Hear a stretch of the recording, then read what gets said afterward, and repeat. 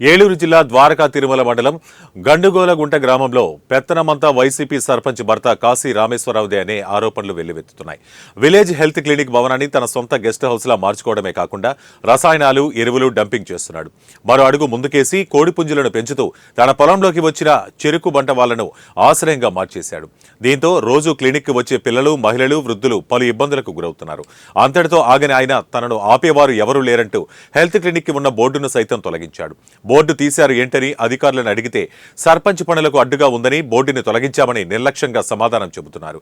ఈ విషయమై సంబంధిత అధికారులు పట్టించుకుని రామేశ్వరరావుపై తగు చర్యలు తీసుకోవాలని బాధితులు కోరుతున్నారు.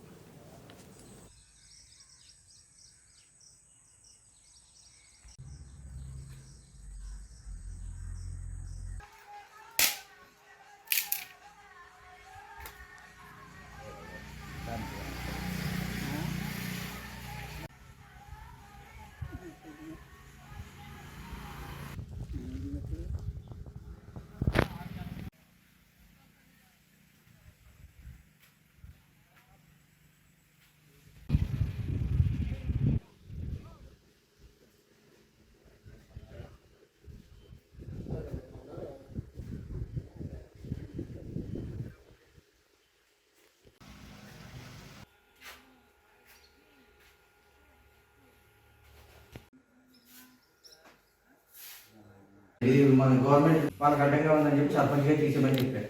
వాళ్ళకి అడ్డంగా ఉందని సర్పంచ్ గారు తీసేయమన్నారు. అవునండి.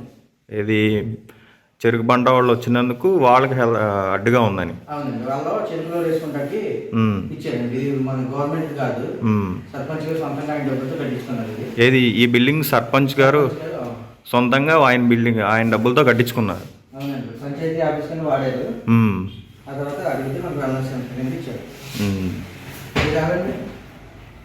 నేను మీడియా అండి.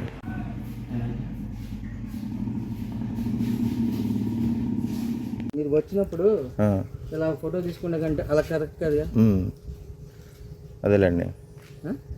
ఏ ఫోటో తీసానండి? నేను బయటనే తీసాను. నేను లోపలికి వెళ్ళానా? లోపలికి రాలేదు మీరు. ఏనా వాళ్ళు వచ్చేదాకా లోపలికి వెళ్ళాను నేను. మేము వచ్చేదాకా కాదండి, నేను చెప్పేది మీకు అర్థం. చెప్పండి.